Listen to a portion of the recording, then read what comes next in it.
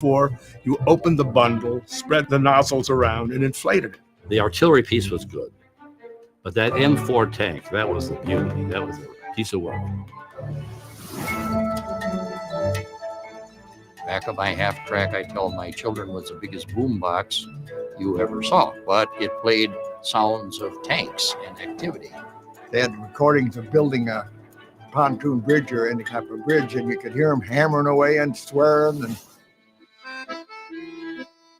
we were turned loose in town.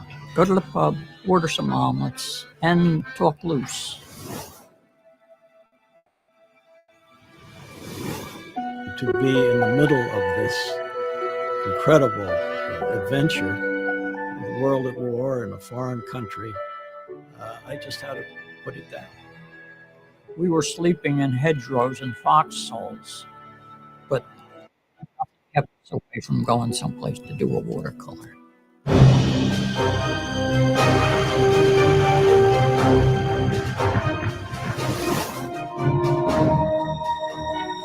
We moved on up into this last grand deception. And there was nothing between us but our hopes and prayers that separated us from the Panzer Division. They're 300 yards, they're 200 yards, and suddenly you realize that's the enemy.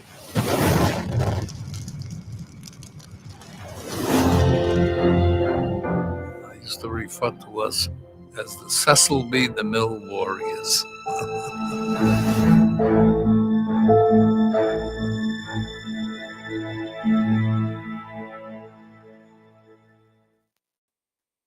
Walton Hall. That's a special place in the whole world. Most of the Ghost Army, not including the Sonic Unit, sailed to England on May 2nd, 1944. They arrived in Bristol on May 15th and headed north. We were at Walton Hall, which was near Stratford-on-Avon, and we had tents set up on the estate.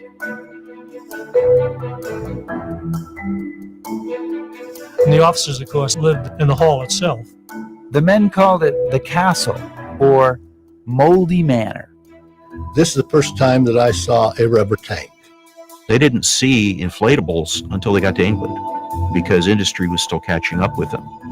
Joe Spence came to Walton Hall later as a replacement and found the experience bewildering. I didn't really know what outfit this was. I saw a whole regiment of British paratroops around the place. And I wondered, what could this be? And I'm walking down this road, and all of a sudden I see four guys, one on each end of a General Sherman tank, picking the thing up. And I practically collapsed because I thought, gee, I could never pick up a tank.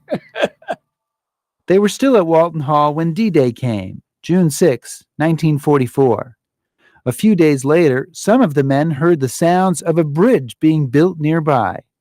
When they went to investigate, there was no bridge, just a half-track with a speaker mounted on top. The Sonic Unit had arrived. Ghost Army soldiers frequently visited nearby towns, sometimes with interesting results. And we were at Stratford-on-Avon. You know if that rings a bell to you, but that's Shakespeare's town. And the streets were narrow, cobblestone. And I remember driving down a street and parking because the sidewalks were pretty wide, but the streets were pretty narrow. We drive and we park partially on a sidewalk and partially on the pavement there. And one shop owner came out and he said, "You bloody Americans can't tell the difference between a street and a sidewalk," in their own language. So the next morning, and I hope now it won't make any difference, the next morning we drove through there, and 9-ton half-track driving down these cobblestone streets pretty fast. I can remember panes of glass falling out of the windows. So now that was our way again. Being young, today I'd know better. In the unit's official history, Fred Fox wrote, "Some men attended the superb plays staged by the Shakespeare Memorial Theater in Stratford-on-Avon, but most seemed to prefer the more realistic pleasures of Leamington Spa." That's where Lieutenant Bernie Mason discovered flag wavers. Flag wavers were drinks that consisted of a red, I don't know whether it was grenadine or some kind of liqueur. It was bright red. White gin, so we had the red and white. And if you had enough of them, the next morning you felt very blue. So that was the patriotic drink, and we called them flag wavers. The time in England was all too short. Soon, they would be leaving the friendly confines of Walton Hall for a more dangerous place, the hedgerows of Normandy.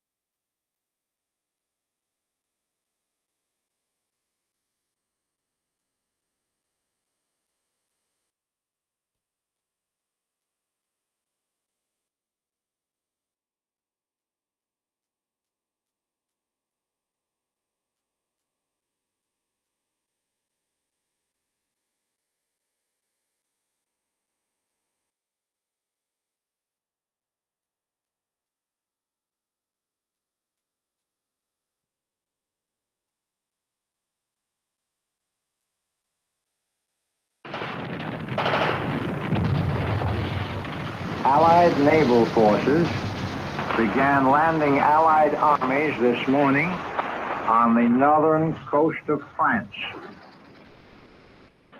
A week after the invasion of D-Day, I was with this nice girl, and I remember thinking, what in the hell am I doing in the British countryside with a pretty girl when there are guys my age being shot at and killed in Normandy? And I remember kissing her goodnight and riding my bike back to our tent, and there was a light on in our tent. And somebody said, "Who's there?" And I said, "Sergeant Dowd." And a voice said, "You'd better get in here." And I said, "Well, let me park my bike." And one of the wise guy members of the platoon said, "You're not going to need your bike anymore." The next day, we were on Omaha Beach in Normandy. Surprise orders had come down for a 15-man platoon to head to Normandy with dummy artillery ahead of the rest of the Ghost Army. The time had come to see whether they could really fool the Germans and survive. Before we knew it, we were on this C-47, landed on a metal mesh landing strip on Omaha Beach on the morning of June 14th, which was 8 days after D-Day. The platoon was under the command of Lieutenant Bernie Mason.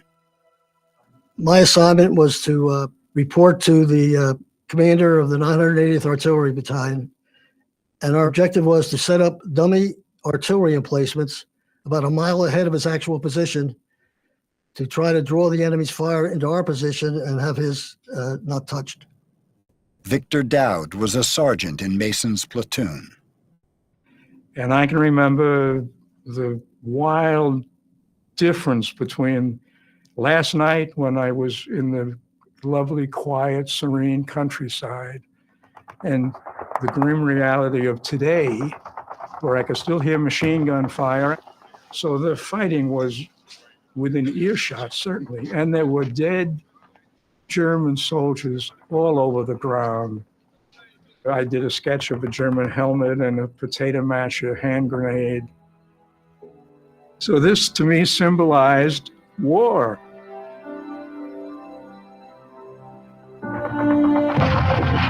Task Force Mason worked with the 980th Artillery for 28 days. Their deception proved successful. They tricked the Germans into shelling their phony guns, but managed to avoid suffering any casualties. Hello, everyone. I'm Senator Ed Markey, and I'm honored to share a few words today with the Ghost Army Legacy Project in celebration of the long overdue honor to a group of American heroes. It was your tireless advocacy that made passage of the bipartisan legislation possible. I could not be happier to have led the bill that awards the highest honor the legislative branch has to bestow, the Congressional Gold Medal, to the Ghost Army. It took several years of advocacy, but with your help and the testimonies of those veterans who are still with us and the families of veterans who have passed on, we got across the finish line. The Ghost Army was instrumental to Allied successes during World War II. However, for over 40 years, their bravery was only known by those in the military brass who handed them down the orders, and by the Axis forces, who were outwitted by inflatable tanks, sound effects, and other inventive tactics that gave our forces a critical edge. The Ghost Army deserves recognition for allowing thousands of U.S. GIs to return home to their families at the war's end. They finally got the recognition on February 1st, 2022, when President Biden signed the Ghost Army bill into law, making immortal their contributions to victory in World War II and victory for the cause of liberty. And I am proud that their dedication and bravery will now be known by millions of Americans today and in the generations to come. The men of the Ghost Army now belong to the ages. Thank you for being here to honor their legacy. They are a generation of great Americans.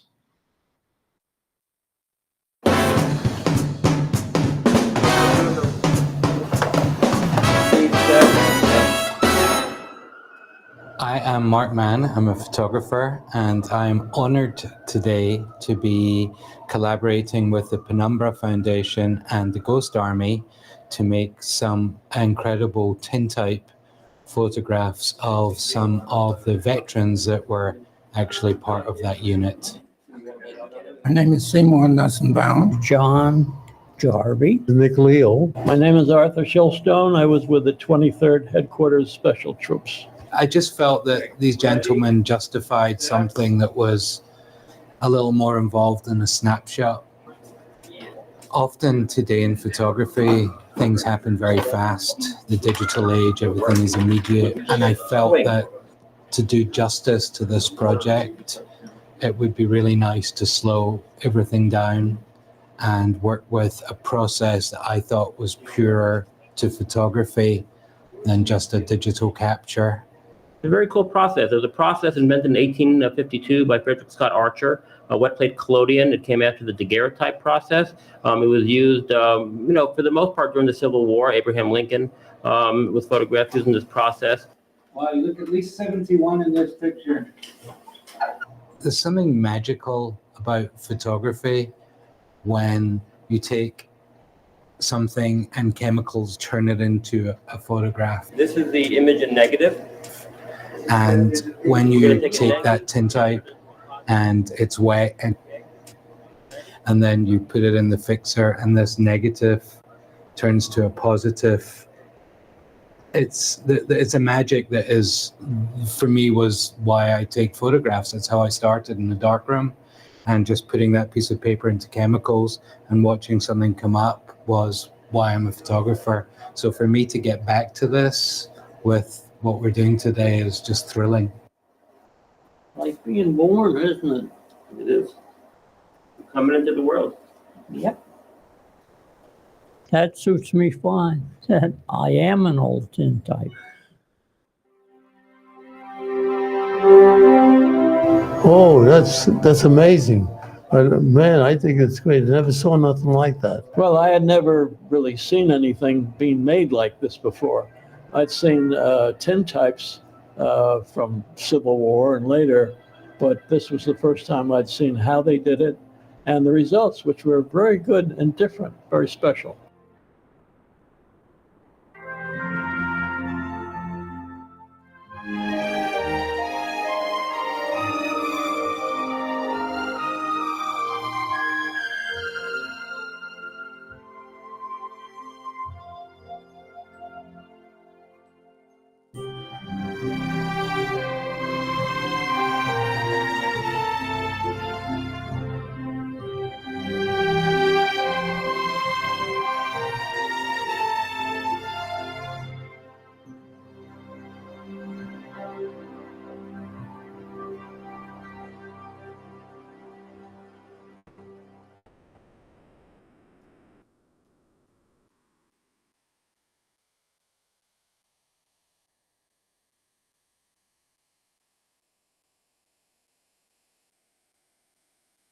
At the west end of Omaha Beach, a squat German bunker faces down the long strip of sand. Today, it is a monument to the National Guard.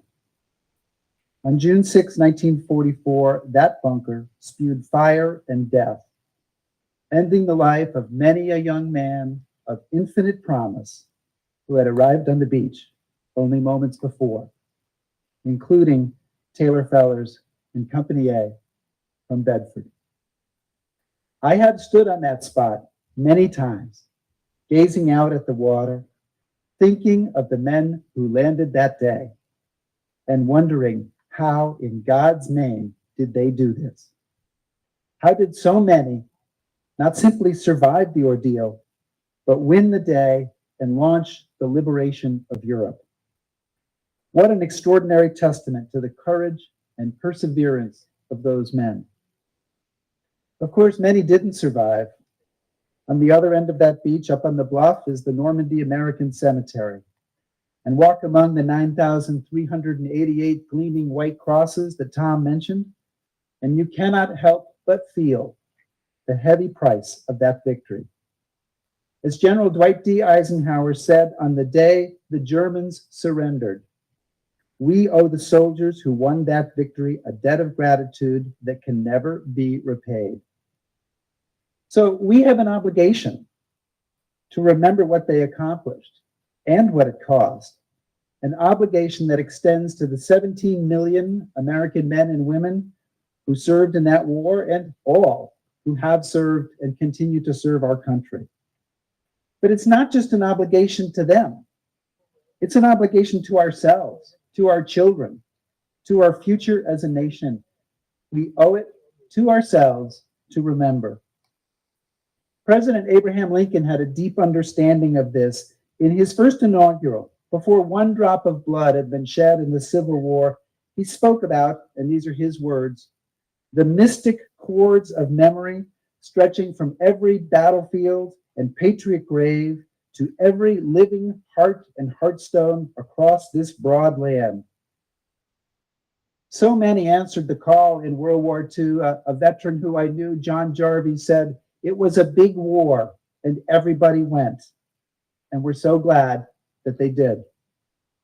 Remembering their service and sacrifice, as Lincoln knew, is a powerful way to bind ourselves together as a nation when there are forces threatening to tear us apart. Remembering can unite us. And if we fail to remember, how can we know what we as Americans are capable of when times are at their worst? How can we know what heroism even means? As author Michael Crichton once wrote, if you don't know history, you don't know anything. You're like a leaf that doesn't know it's part of a tree. Well, we should not turn away from the parts of our history that are troublesome or difficult, troubling or difficult. We must not neglect the parts that lift us up. Remembering can inspire us. Among the multitudes gathered for the invasion 77 years ago were the men of the 23rd Headquarters Special Troops, the remarkable unit that became known as the Ghost Army. This traveling roadshow of deception went into action shortly after D-Day, using inflatable tanks, sound effects, radio trickery, and impersonation to deceive Hitler's legions on the battlefields of Europe. By fooling the enemy, they sought to lessen the number of men destined to die, young, trembling, in a muddy field, so very far from home. Over the last 16 years, I have been engaged in my own act of remembering, researching, and telling the story of this unit, seeking official recognition for their secret missions that helped save lives and bring about Allied victory. And I'm pleased to say that legislation is now pending in Congress to award them a Congressional Gold Medal. And I thank the D-Day Memorial Foundation for supporting that effort. There are only 11 of those soldiers left out of 1,100 who went to war.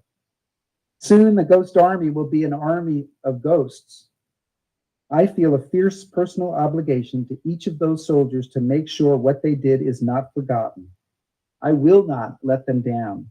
And I want to make sure that future generations have the benefit of knowing that story. And the good news is that that's already happening. In Iowa, Nashua, Iowa, there is an 8th grader who has interviewed several Ghost Army veterans for his National History Day project, which has gone on to the National History Day finals this year. And it has lit a fire in him about World War II history. And he is not alone. I have talked to middle schoolers and high schoolers, boys and girls all across the country who've embraced the Ghost Army story and who've become ambassadors for history. They are carrying on this effort to remember, and nothing gives me more hope for the future than that. Our job is to preserve the history, preserve the stories, so that they live on after we have passed the scene, and so that they can carry the torch. Remembering is our duty. And so, thank you on this 77th anniversary of D-Day for engaging in an act of remembering, for coming here on the 20th anniversary of this amazing spot that has been carrying out the duty of remembering so well. And it is our privilege on this day to be joined by a distinguished body of men who belonged to the Allied Expeditionary Force that invaded occupied France 77 years ago. And I want to address my words here to them, and they're in different places, but I see Ash back here. I see Louis out there. You are seated here today at this magnificent memorial to the valor, fidelity, and sacrifice that you displayed with such abundance while doing what you believe to be nothing more or less than your duty. Most of your brothers in arms are not here today, but we remember their stories and yours.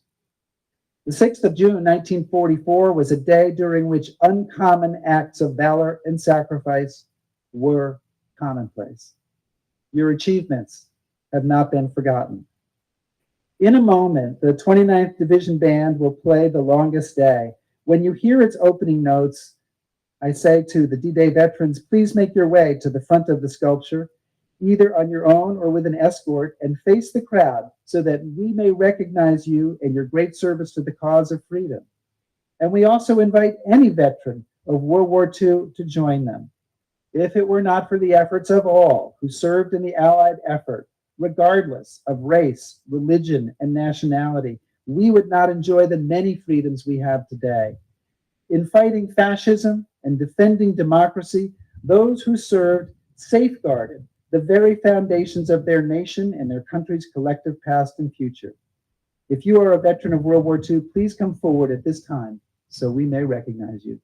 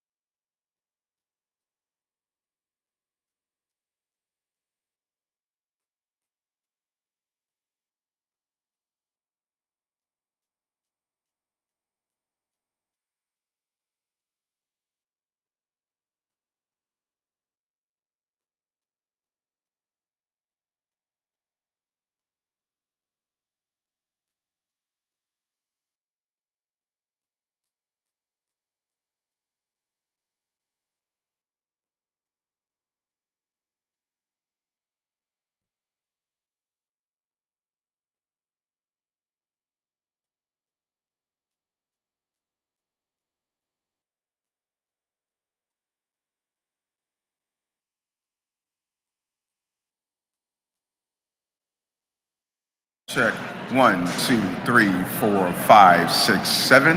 This is a test of the sound system. Microphone check. Emancipation Hall, United States Capitol Visitor Center. Microphone test. 1, 2, 3, 4, 5. Mic test. 1.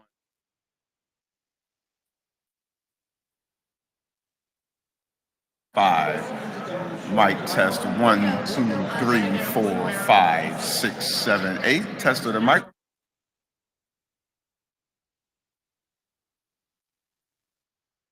Hall, United States Capitol Visitor Center.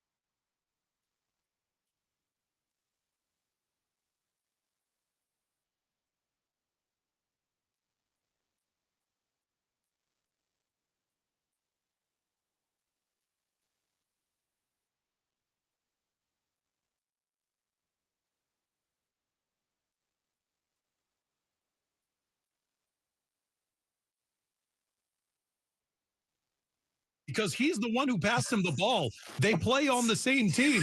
Why would you do this, James? Just trying to create a good energy, a great vibe for this team. Maybe it would have been better if he made the shot, but give someone to laugh about. You know what I mean? It's exciting. Did you accomplish your mission? Yeah, I did. Harden's efforts notwithstanding, the Clippers have a one-game lead over the Pelicans for the 4 seed in the Western Conference playoff picture. It was a rough night for Charlie Lindgren and the Capitals here in D.C., blown out 7-3 on home ice by the Toronto Maple Leafs, so the Caps still a point out of the wild card playoff picture. Alex Ovechkin countered Austin Matthews 2 goals with 2 of his own. He's now at 845 in his career, 50 away from breaking the all-time record. As Michelle calls it, breakfast baseball from Seoul, South Korea. With I bacon. swear I'll be able to talk. A wild game lasting nearly 4 hours just ended. The Padres beat the Dodgers 15-11, and they evened the season-opening MLB World Tour Series at a game apiece. Rob Woodfork, WTOP Sports. All right, Rob, thanks so much. Coming up on WTOP, we've had a lot of windy conditions around here, and it's dry, and that is sparking some fires. I'll tell you where we stand on that today. It's 9:56. Pulling up to Mickey D's just for drinks? Oh yeah, that's me. Nothing extra, just perfection and a straw. Coming in hot for the coldest cups on the block. Because there are drinks. Then there are drinks from McDonald's. Mix things up with any size lemonade or sweet tea for $1.49. Perfect with our classic fries. Price and participation may vary. Cannot be combined with any other offer. Ba-da-ba-ba-ba.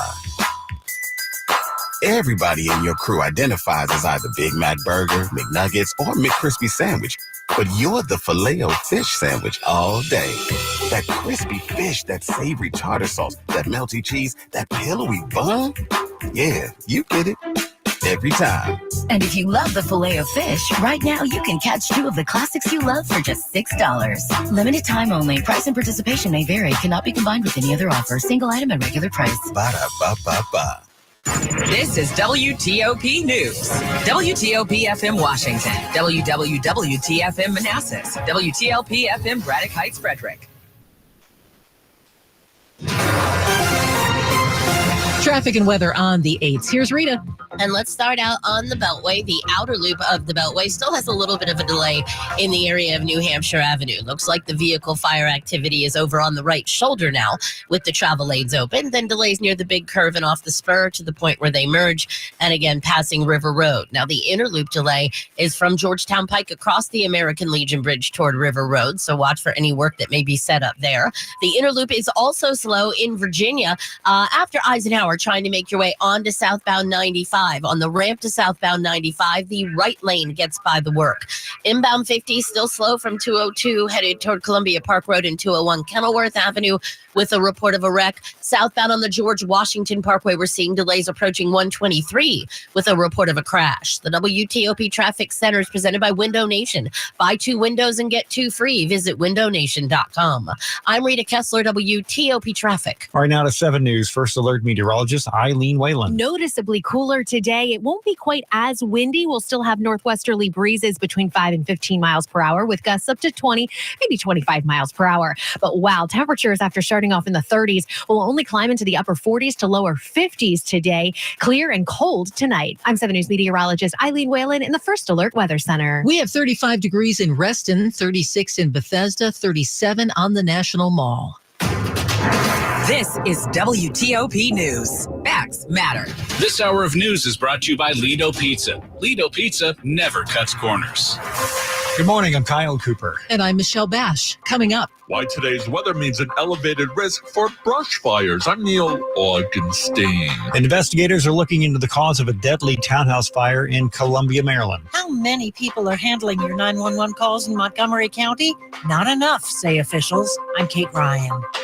It's warming up. Time to get active, meet new people, and do something fun. I'm Shayna Stulin. Is it hard to go back to normal life after playing in March Madness? We'll talk live at 10:15 with someone who had to do that just after getting to the Final Four. Thanks for listening. It's 10 o'clock.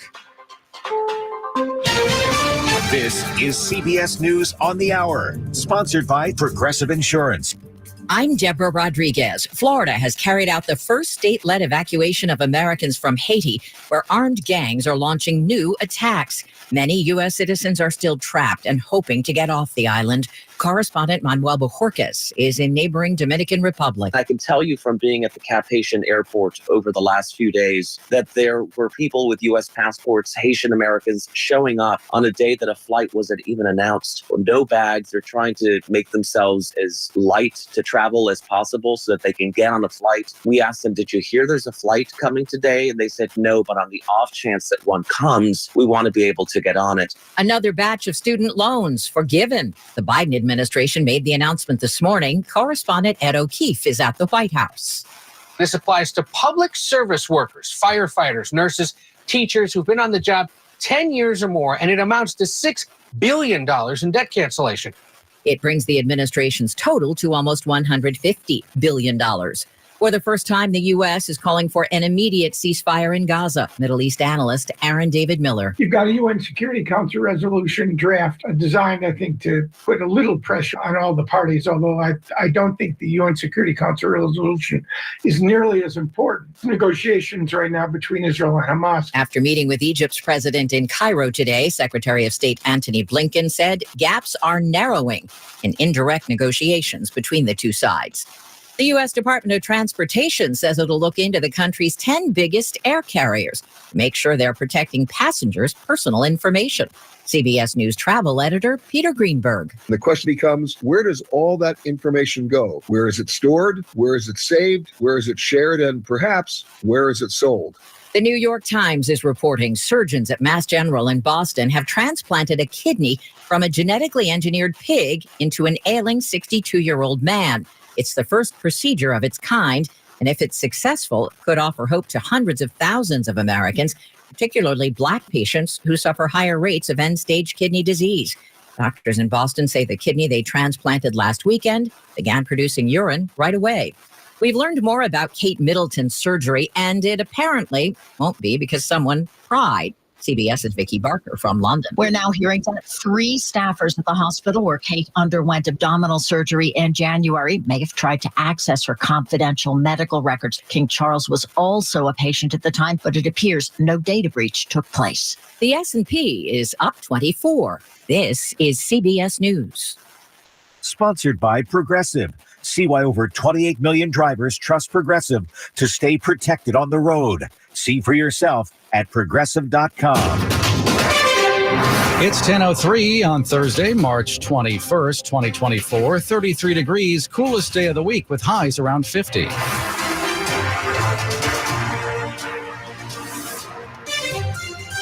Good morning, I'm Nick Iannelli. The top local stories we're following this hour. The wind has been blowing and the humidity has been low. It's led to perfect conditions for brush fires.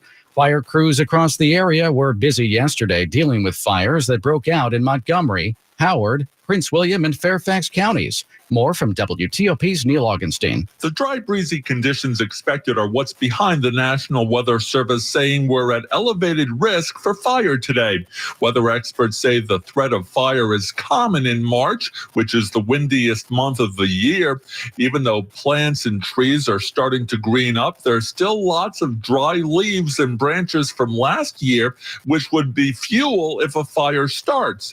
The good news is rain is expected by tomorrow night, which will dampen the fire risk. Neil Augenstein, WTOP News. Fire investigators are on the scene of a deadly fire in Columbia, Maryland. Howard County fire crews went there last night for the fire at a townhouse on Shellflower Lane. Once they got into the house, they found one person dead. 2 others were injured. In Virginia, Prince William County police are looking for a man accused of crashing into an 82-year-old man and driving off. They say the 23-year-old suspect, Miguel Cordova, was driving in Manassas earlier this month when he hit the man, then sped away from the scene and hit a car. Cordova was taken to the hospital for injuries, but police say he was released before investigators had the full picture of what happened with that hit and run. Police are now trying to track him down on several charges, including felony hit and run. The man who was hit is recovering. When you dial 911, you expect somebody to pick up the phone. That's why Montgomery County says Several job vacancies need to be filled as soon as possible. WTOP's Kate Ryan. There are 150 authorized positions for dispatchers and call takers at the Montgomery County Emergency Communications Center, but the vacancy rate is 43%. Assistant Police Chief from Montgomery County, Darren Frank, says there is some good news. A new pension option for those communication specialists, along with an approved bonus, have had an effect. It drastically slowed our attrition. And he said, I am happy to report that in April, so far, we have 9 telecommunicators ready to begin training. Now, a memo on staffing levels at the ECC did show that despite the high vacancy rate, calls are picked up within 9 seconds. The national standard is 15. Kate Ryan, WTOP News. Finding ways to stay active, it's not just a good way to stay healthy. It's also a popular way to make friends. Social sports leagues are a big thing in the D.C. area. William Dennis from DC Fray, a platform where you can sign up for dozens of different leagues, says it gives you an opportunity to be part of a community. And do something fun on like a Tuesday or Wednesday or Thursday night after work. But what if you're not a D1 athlete? What should you choose? Volleyball, kickball, pickleball? I would just say go with your gut. He says if you enjoy it, great. And if not, know that there's so many different other sports that you can be a part of. As for what to bring, he says for the most part, just show up with your gym shoes. Shane Estulin, WTOP News. Just because the calendar says it's spring doesn't necessarily mean it's a good time to start planting in the yard. If you're trying to grow veggies like tomatoes, peppers, and eggplants, Mary Talabak, horticulture coordinator for the Home and Garden Information Center of the University of Maryland Extension, said you might want to wait a bit until there's no frost at night. Putting them out too early, if they get frosted, that could be serious plant damage. But even if it's just cold and the soil